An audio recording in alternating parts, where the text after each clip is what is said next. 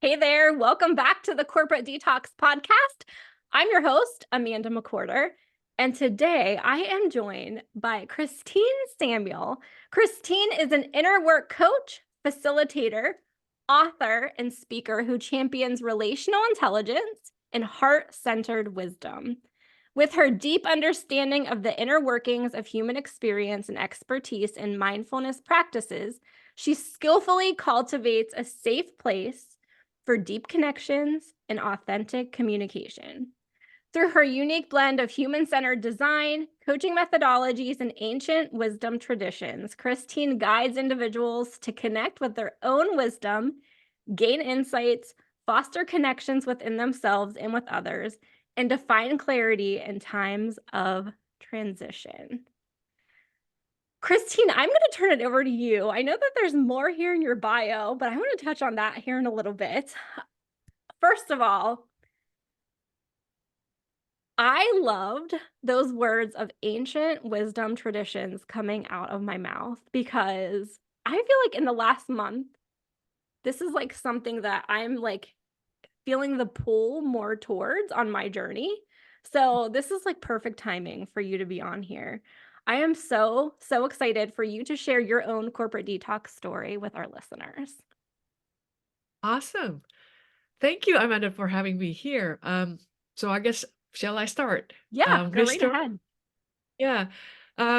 So I've been in my corporate career for 20 years. My background is user experience, design and strategy. So I came in the technology space and going through all the evolutions of technologies. And what I was doing there was to create a user experience when you go into a website of applications. How does it take so that the users can have a pleasant experience and intuitive experience on the websites or on the applications? So I've been doing that for a long time. And of course, there are so many different methodologies that change over times. And as I grew individually and spiritually, my interest and my curiosity is always about human experience. What does it mean to have a transformational experience? So from like designing an experience for a website, I thought, yeah, it's just a website, it's very functional. But I really curious and really interested in how does we change through our experience. So basically that is where I came from with mindfulness and coaching and things like that.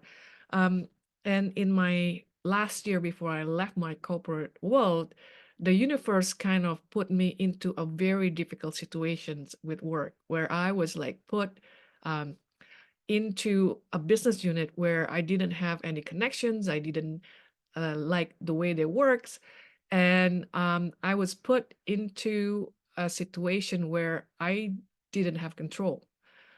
It's more like, you have to fit in into a puzzle piece that they want you to do. So in order to have a great performance, according to them, it has to follow their own, criterias.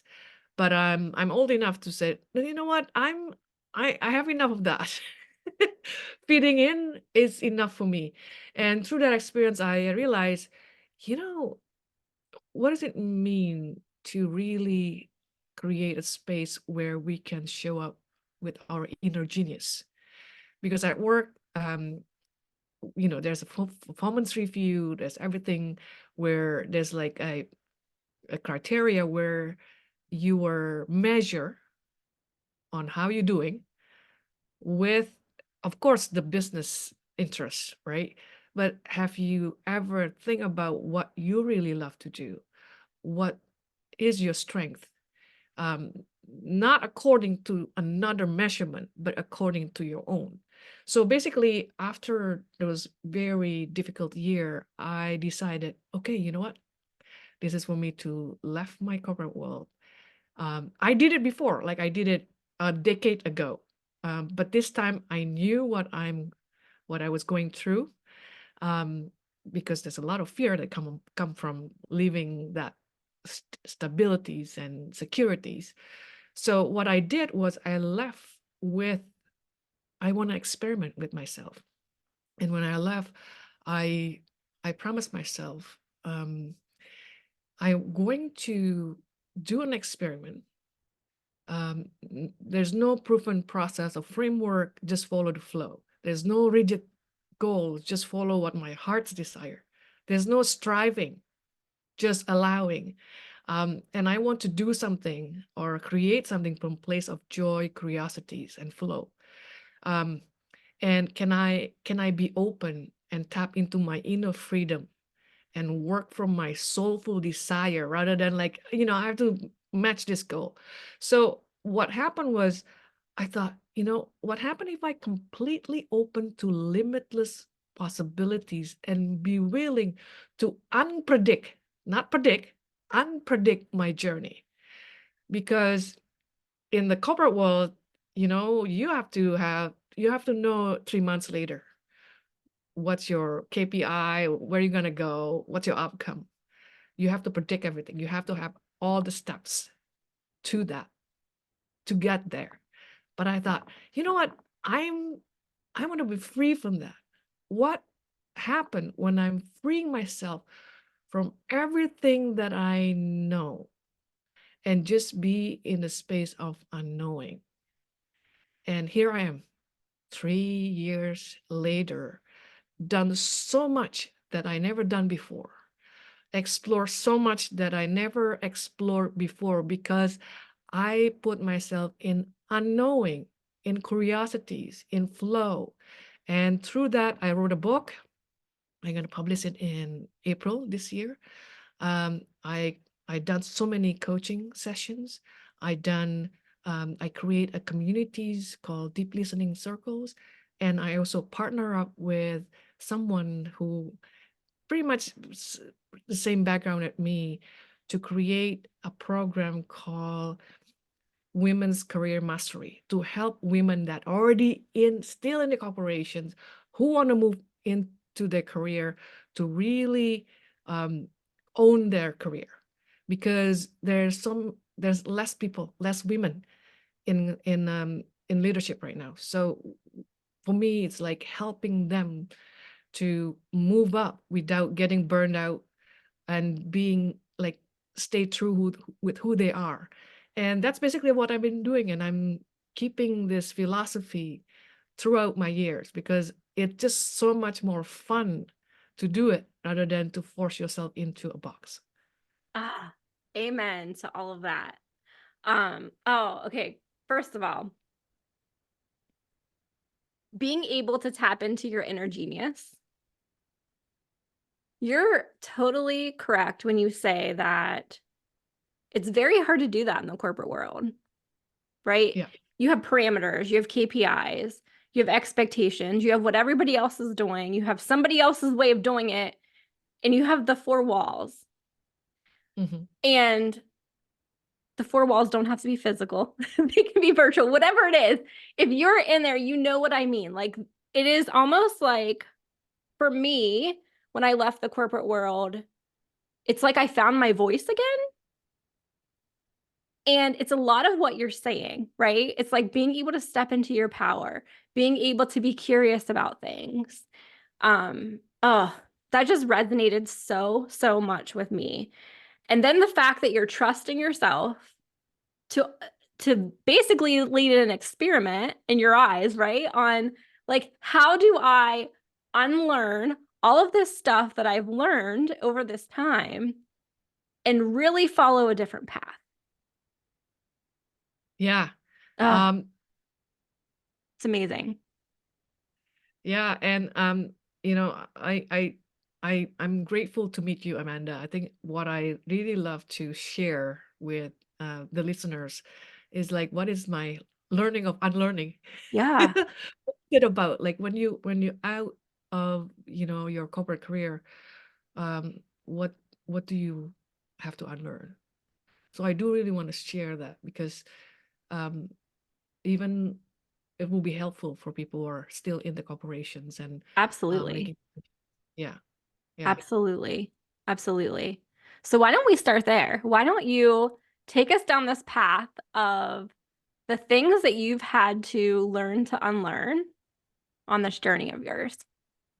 Yeah. So this is what I found, right? In the corporate world, and most people, why they come back, like, they left and they come back. It's because it's really hard to deal with your own freedom. Now, this is Mm, very interesting. It's a paradox because when we are there, sometimes, oh, I wish I have more freedom. I wish I can do this, I can do that, I can, you know, we just thinking about having more freedom, doing our own thing. But the thing about that is, um, because we're not used to it, there's something there that make us restless when we have so many more choices.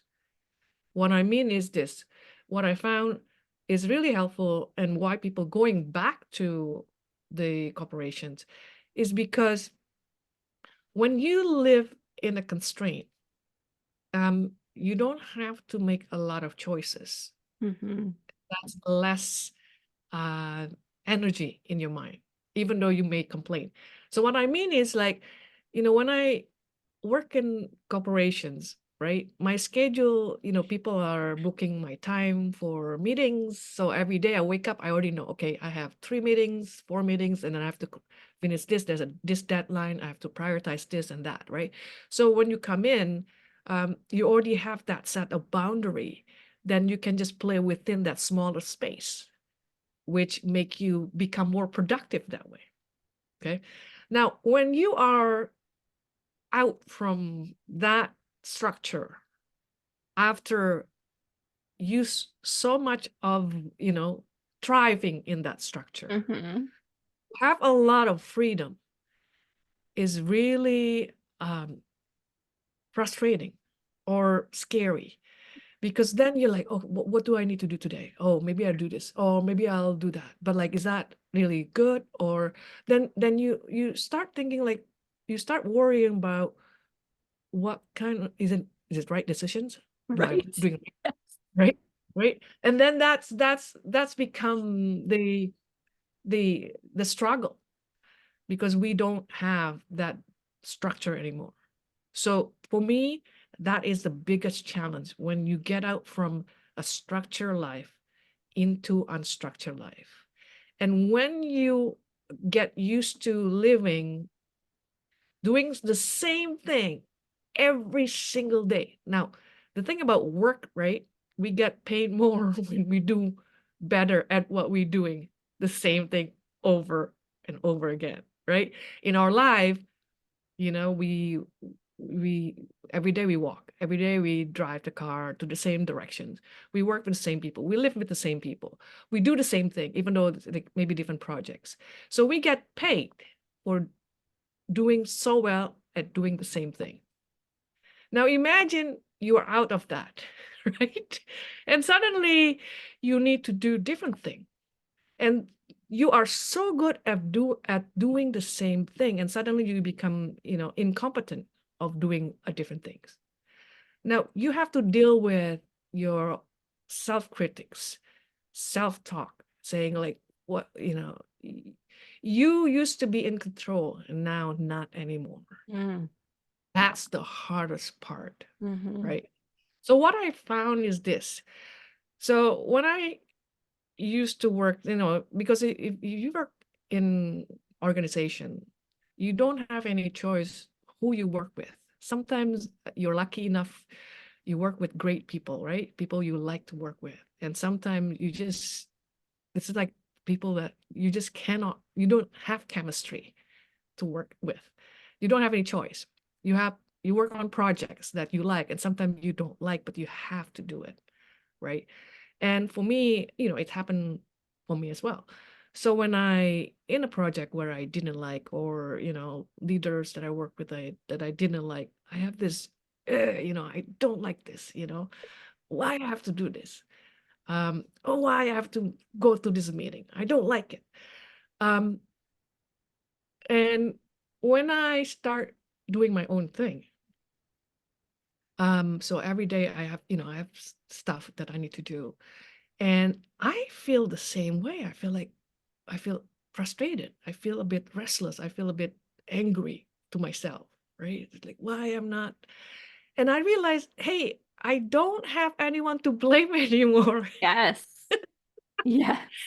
I don't have somebody that I can blame and saying, oh, because of that person, because of this project, my life is a bit miserable. It's me that doing that to me. So I realized all the critics, all the things that I thought it's a challenging, it's make me stress, is not really out there. It's me that doing that to myself. It's me because I'm my own boss. Hmm. So that basically make me feel like, oh my God, I don't have anybody to blame anymore. Yeah. So it's me the one who, like, do I need to be mean to myself? Can I be more compassionate? Can I allow me slagging if like one day I'm not productive? So I unlearn that. I unlearn to set blame or become a victims of situation because it's me that decide. It's me that choose. So what I mean is right now, um, if you're still working over there and you don't have choice of your time or what project you work on or who you work with, it is you who decide about your experience. For example, if I said, I don't like this, I don't like this project, or I don't like this person, who suffer from dislike? It is you that suffer from disliking your experience, right? Yeah. So that's what I learned, and I think this is for me the biggest lesson that I learned, that everything is my own choice. My experience is my own, the one who decide, is it a good experience, bad experience? And sometimes it's just good not to make opinion about it, just to move forward, Yes. right? Yes. You know what's What? so funny? Like, I'm sitting here thinking, like, I almost wish we could compare stories with a whole bunch of folks, right? On all the things we've had to unlearn. Because those were two, like, your two things right there that you talked about with like the space. Like, the white space on my calendar was super uncomfortable for me for a really long time because I was used to go, go, go, go, go. I wasn't used to like downtime. I always felt like I um was a self-starter. Like people really didn't have to be watching over my shoulder to get projects done. And then you step out and you're like your own boss, and it's like a whole different world. And then secondly, I heard something after I left the corporate world, and it was um, from a mentor of mine, Tracy Litt, and she was teaching us that all judgment is self-judgment.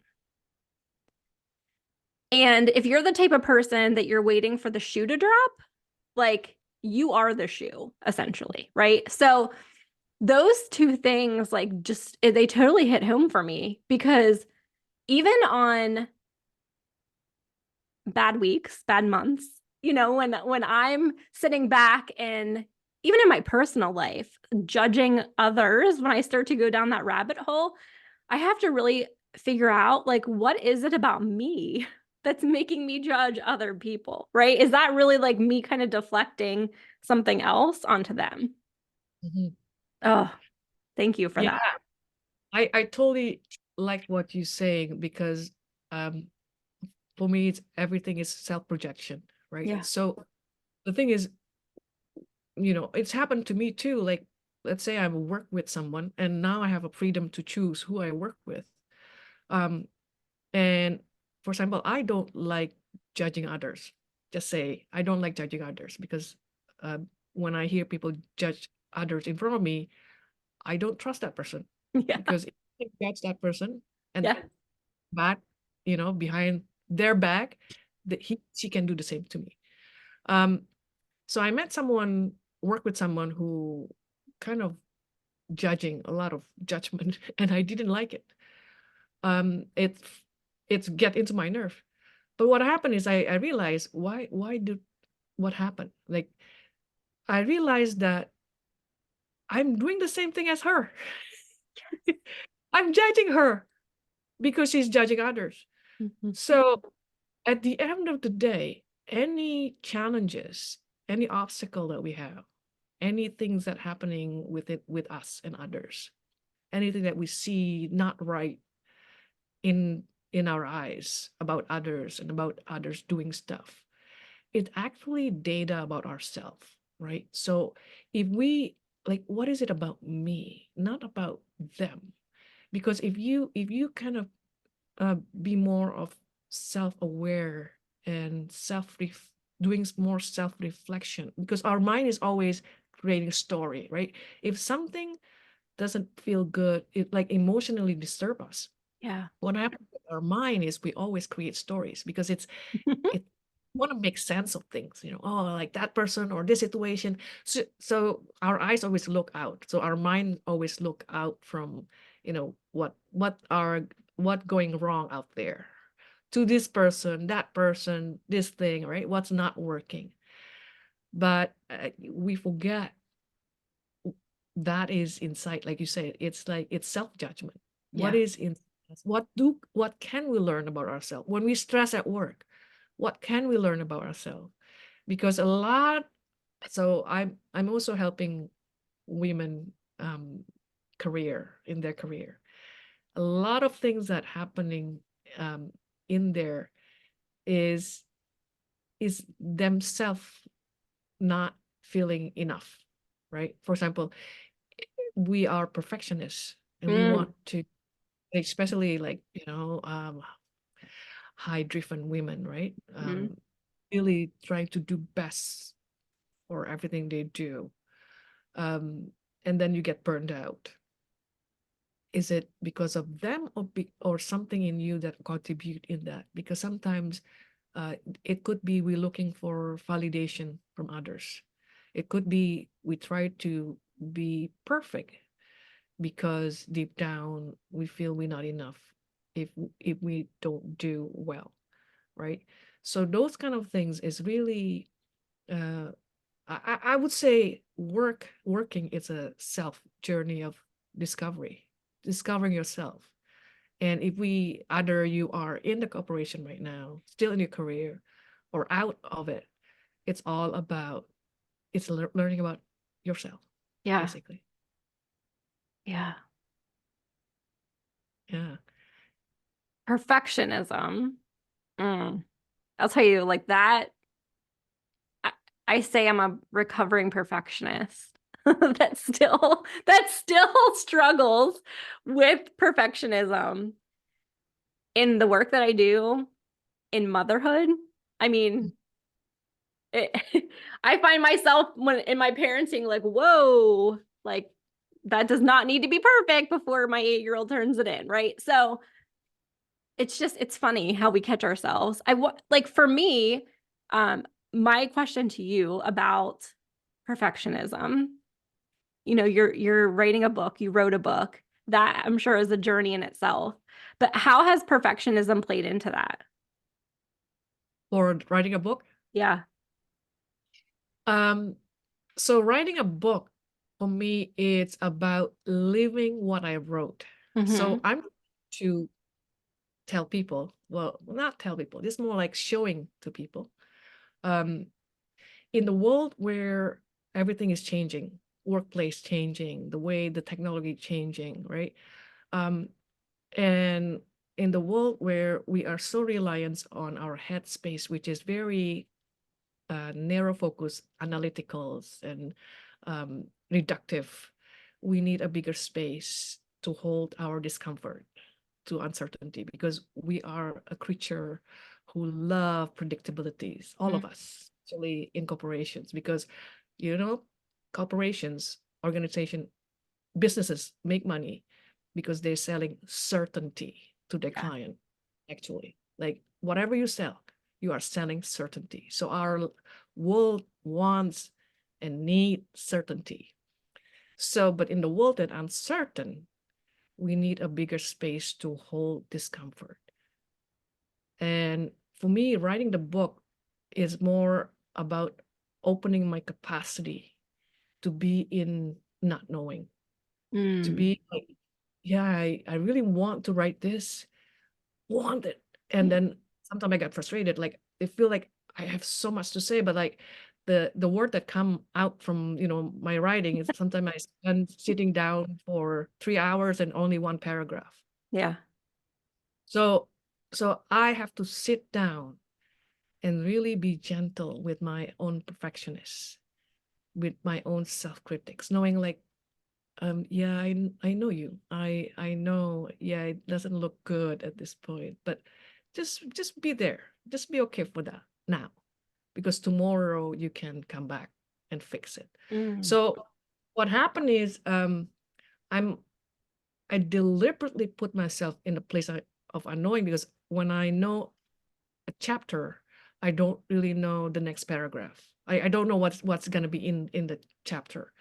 And when I write the first paragraph, I don't know what happened in the second or third paragraph.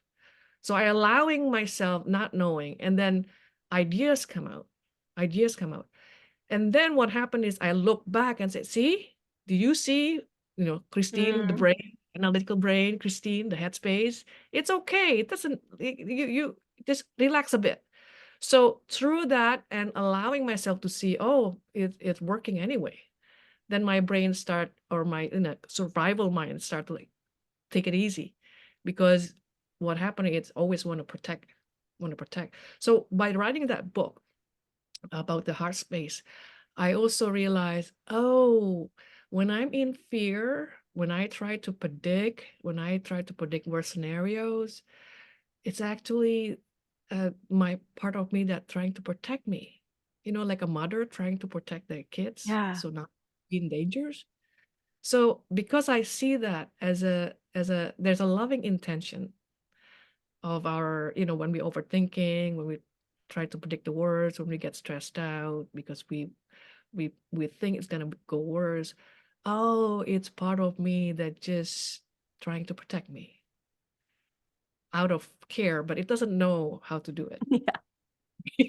Just so then I thought, okay, I get it. I get the intention. So what happened is with the heart space, the idea of like holding things gently, holding our perfectionist gently, holding our fear gently, because instead of like trying to get rid of them and not liking the feeling, it's like, yeah, I know your intention. Your intention is Mm. good. But just hold it. Just stay here with me for a while. I see you. I acknowledge you. But I also want to do this thing, the thing that you don't like. Yeah. Just like, be with me. I gotta hold your hand, right? Instead of like having the fear holding our hands, we hold the fear so that we can do other stuff that is beyond our fear. Yes. Basically that's my experiment. That at the end of the day, it's not like, when I'm fearful, it's not like, or when I'm stressed out, I'm thinking about I want to leave my job, or it's not like um black or white. It's not that or the other one. I just, yeah, got it. Got you have that idea, but it doesn't have to be one or another. It could be both. Because when I hold it a little bit longer and not trying to predict or not trying to make a solution of it, Hmm. um, a new insights or new ideas come out. Yeah. Sometimes, like a child when they're crying, when they say like, "Mommy, I'm afraid. I'm afraid of the dark." You don't say to the child saying like, "Oh, don't worry, think positively," or there's nothing wrong Yeah. there, or like, be calm. Like, it doesn't work that way. What we do with the child is, "Oh, you're afraid, come to me, let me give you some hug, just sit with me for a while," right? And for that child, just by having that acknowledgement and being able to be co-regulate with someone, that child will go to the happy self Hmm. without have to have a reason, argument, learning about, mindfulness, or Yeah. it just return to normal. And I think that's what we need with ourselves, to be able to be and acknowledge our own discomfort, not trying to push it away, right? Because it's okay to be discomfort. Like, it's okay. It's Yeah. normal. Yeah. Thank you for sharing that.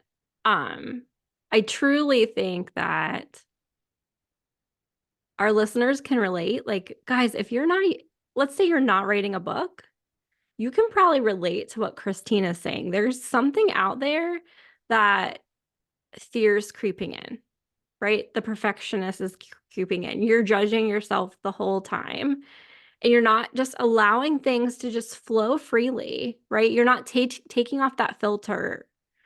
And so much of what we're conditioned as a society, right, is to kind of like think before we speak. And while that serves a purpose, that also can like almost be harmful in the way that when it's time to process things, right? Whether it's working through a project, writing a book, being creative, just expressing how you truly feel about something, we struggle to do that, especially as women, in corporate, because we have fought long and hard to get where we're at, and we do not want to screw that up. Mhm. Yeah, yeah, definitely. And what I found that is important, and this is what I learned, and I want to share for people who are still in the other side. Um, it's the opportunity when you are on the other side, in this place where there's no structures. Um, and for anyone who already moved to the other side, is to really get to know yourself, what you like, what give you energy, what are you passionate about, what you're curious about, because sometimes we don't have time to think about what we want. We just do what we need to do, right? As a mother, Yes. as women in corporation, as a leaders, like you just have to do because everyone else depend on you. So we are so used to do something because we should, because the obligation. Mm. And because of that, we kind of shut down what our our deep desire, because you cannot desire something else and do something different, right? So most people shut down the part of themselves in order to fulfill obligation. I mean, it's good if you fulfill obligation and that's what you love to do. But most people shut that down so deeply. That door is so thick, they lose themselves. Yes. Way of going up. And basically, when they go up high and high, it's getting more lonely. When you Mm-hmm. get up, then you lose yourself. You feel lonely. So it's important, either you are in still or out, to really find what give you energy, what make you like a child again, um, what you like, what give you joy. And this is the thing about after so good in your analytical thinking, problem solver, you always think, oh, doing something, let's say knitting or Yeah. craft is not like what is the meaning of that? It's not producing anything, right? So we put condition into something that we love, saying like it has to be productive, it has to be useful, but allow yourself not to put any meaning, and just go for the sake of joy. Go Mm. for what something that very ordinary and simple, because that is what fill our soul. That's what fills you, so you can do your obligation. You can help others, because if you're not fulfilled and you dry, it's really, really hard Yes. to serve wherever you are. Yeah. I hear so many women that, they're getting ready to make the leap and leave corporate. And you ask them what they want to do, and almost 90% of the time, that person essentially names what they were good at corporate as what they're going to do for their career, right? That's what they're going to do in their business. And I went down that road. I went down that road and I'm still like, there's things that I'm like, I'm damn, I was so good at that in corporate. And, people tell me all the time, oh, we miss having somebody that was that good at something like that. And then I started to work in that again as an entrepreneur. And I was like, it just sucked the life out of me because it did not, while I was good at it, and maybe I thought that I liked it or enjoyed it at that time. Now that I've really like tapped into like really what true joy is and what I really love, you find out sometimes that that's not it. That is not it. And that is okay. It's okay to reinvent yourself. You Yeah. said something else that like it made me think of a mentor of mine. But you were saying that as people, as you kind of like climb that ladder, so to speak, and you get promotions and that wall gets thicker and you lose a little bit more of yourself Mm, if you're not careful. I had a mentor that said to me, with each promotion, it gets lonelier. yes. And the amount of people that you can like openly talk to and trust becomes a lot less. Yes. And that's one of the things that I just like I never enjoyed about the corporate world because we all want to do more, do better, right? Like make more money, get the promotion, whatever that is. Like the majority of people want that. But it's a sad fact when it does, it gets lonelier. Yeah. That's the thing, right? I guess from the other side, I can say it. In organization, the way to move up is is there's a map, right? Yeah. You turn left, you do this three character. This is the to-do list that you have to fulfill so that you Yeah. can go to the next one. So you get used to one way of going up, right? One way of fulfillment in a way. The fulfillment is always going up the ladder, right? But we know, when you dance or when you're in a room or when you go travel, there's always many ways to different directions. It could be going up, it could be going sideways, Yeah. going down, if it's necessary. So it's we need to learn to know exactly what success means for each one of us. So my definition of success may be different than you, Hmm. and also my different definition of success may be different 10 years ago and now, and maybe another 5 years later. I may have a different definition of success. So stop and slow down a bit and really do a lot of self-reflection. I mean, I know it's challenging, especially if you do have to, there's deadline and stuff. But do self-reflection and ask yourself, what is success means to Mm. me? Because without that, you're gonna follow somebody else's roadmap of success. And when you are in that destination, you realize it's not what you want, then it's really hard to deal with that. Oh, I just wrote down redefining success on a piece of paper because it's something that for me meant so much on my journey post corporate.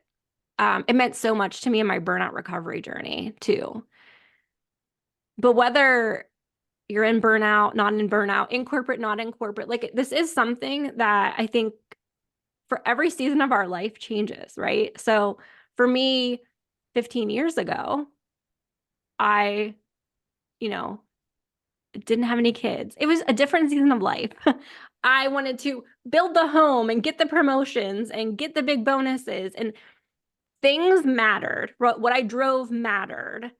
And then as I start getting into a different season of my life, like that success changes. Like now, like you're saying, success to me now is being able to pick up my son from school every day and take him to school every day and be present in the evenings to do homework, whatever that looks like for you. Like I can guarantee you that success looks different now than it did 15 years ago. And it's okay. Yes. For the people that might be in your ear saying that it's not okay, that's a problem. And I think it's sometimes it's not for the people in our own thing, like picking True. up. Yes. I mean, like, what does that means? Maybe it doesn't mean anything for you 10 years ago, but now it means something. And one thing that you said about what the meaning of success for you, picking up the kids and being with the kids, Hmm. success is not an abstractions of, a definition of success. Somebody formulate what it is, KPI, whatever. Yeah. Success is so deeply related to your fulfillment of your heart, fulfillment of your life. And when you have that connection with your heart, what is success for you that related to your heart? Because Mm. like picking up, it seems like simple, but like there's more meaning in that. There's more Yeah. feeling in that, Yes. right? The Moments. feeling. Yeah. So that's another thing. We are women, and I know the corporate world right now is very masculine. Hmm. Masculine. You need to be masculine to move up the ladder in the masculine world, right? So we need to return back to our feminine Mm. side, the feeling, the sensing, because that's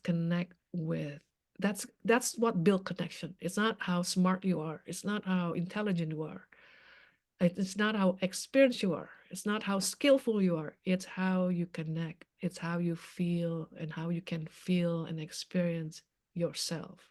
Yeah. That's how we connect with ourselves, that's how we connect with others. So using that feminine way of sensing, feeling, is really important in this kind of era right now, in this uncertainty, because we need all capacities that we have as human, right? Otherwise, like, if you're good in intellectually, how to do analysis and stuff. AI can do that. AI will grow Hmm. faster and will probably surpass our capacity to analyze, even when you are very skillful in doing something in your Yeah. in your but the things that are different than AI is our feeling, emotion, and connection. And and if you still there, um your competitive advantage is the way you lead with your heart, not just with your mind, and the way you accept yourself and loving yourself and be for yourself, like the child who are afraid. Be for you when you're afraid. Be for you when you like panic or Yeah. so that you can be that for others too. Mm. Because when we cannot be that for ourselves, how can we can be for our family, for our kids, for our coworkers, for our team? So this era, it's really about returning to ourselves, because we are so focused on the external. It's time to be focusing on the internal, because the external gonna change so much beyond our belief. And what is not changing is something inside us. Mm. So I'm going to ask you this, and I feel like I should have asked you right before you started that. What's your biggest piece of advice for our listeners? I would say learn to accept and love yourself. Um, Welcome the part of you that you don't like, and be okay with being stressed and making mistakes, because um, if you're okay with that, you'll see the world is still moving. Mhm. You make mistakes, doesn't mean the world gonna stop. Like in our brain, we're like, oh no, but it's not. Yeah. Like, you make one mistake, so what? You feel stressful, you feel like you feel disappointed with yourself for a day, so what? Because the next day you will move again. So when we really notice that even when we are feeling discomfort, um, we know, when there's no, it's so cloudy today, maybe, like this past few weeks, cloudy, there's no sun, but the sun is always up there under the sky. So remember that it's always one day, the cloud's gonna go away, and it's like that. It will come back again and go away.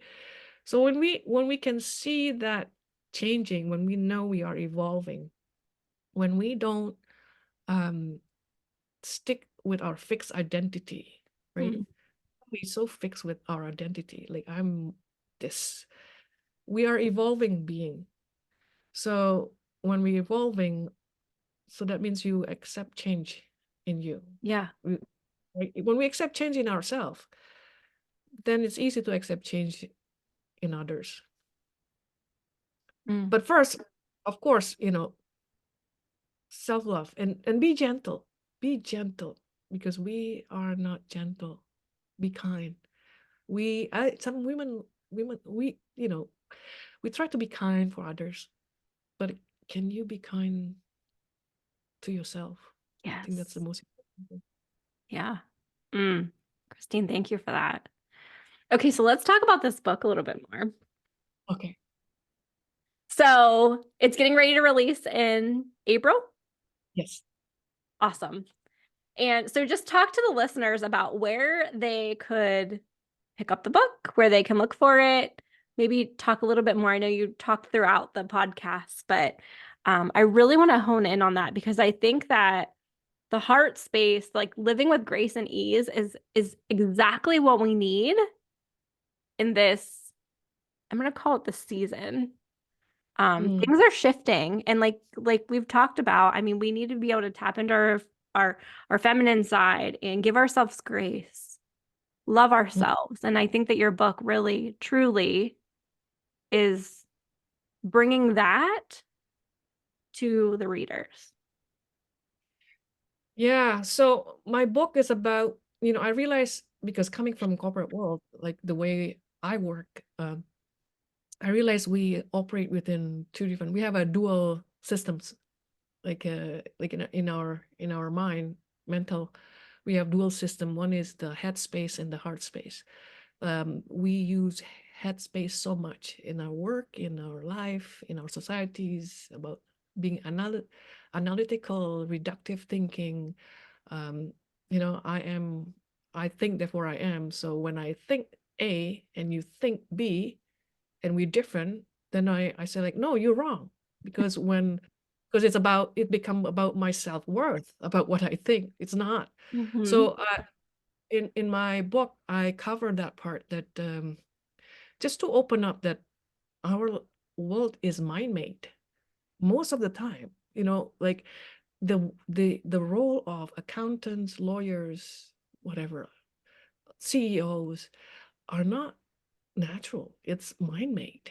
Like we live in a mind made world, and I just want people to realize that.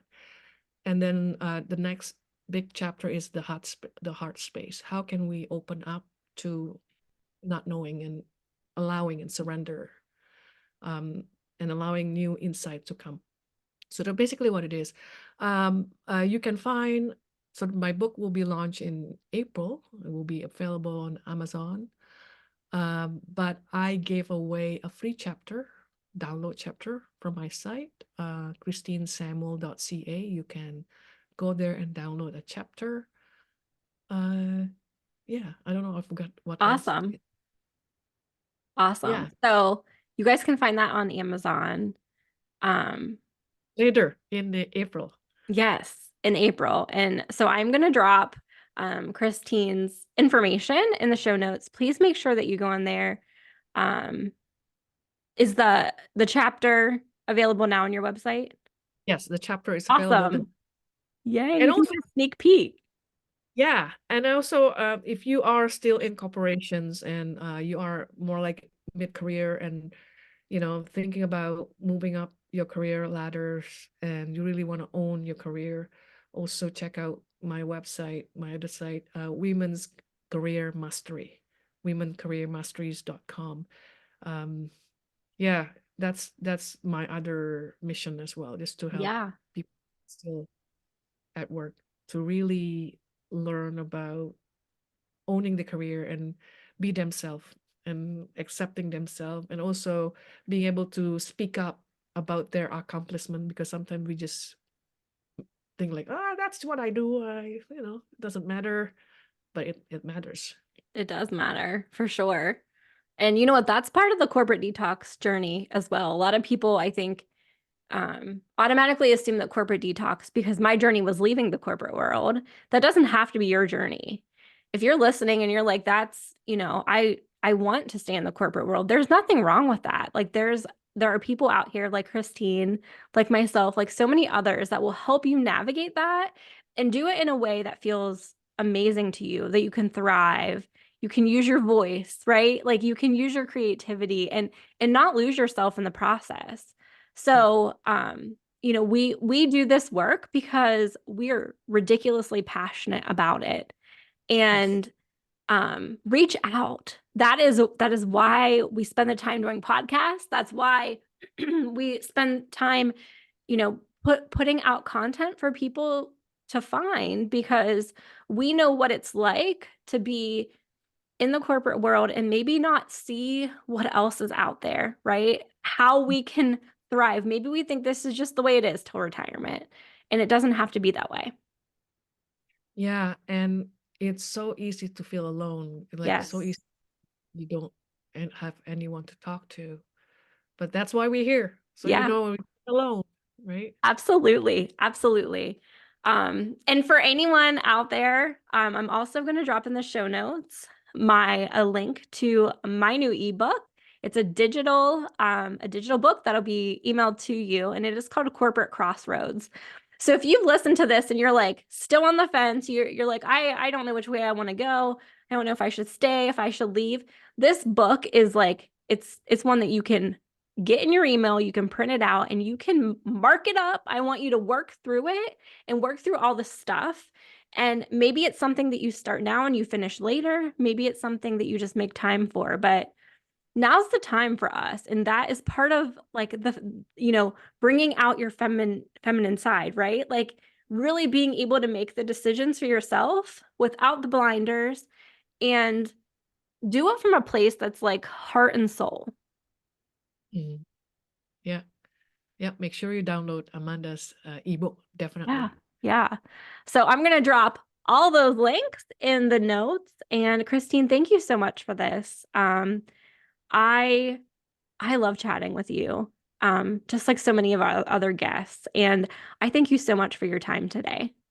Well, thank you so much for having me, and thank you so much for your work and your dedication and devotions for other people like us, other women. And yeah, and this podcast really helpful to bring different voices so people can learn more and know that they're not alone. Thank you, Yeah. Amanda. Yeah. Thank you.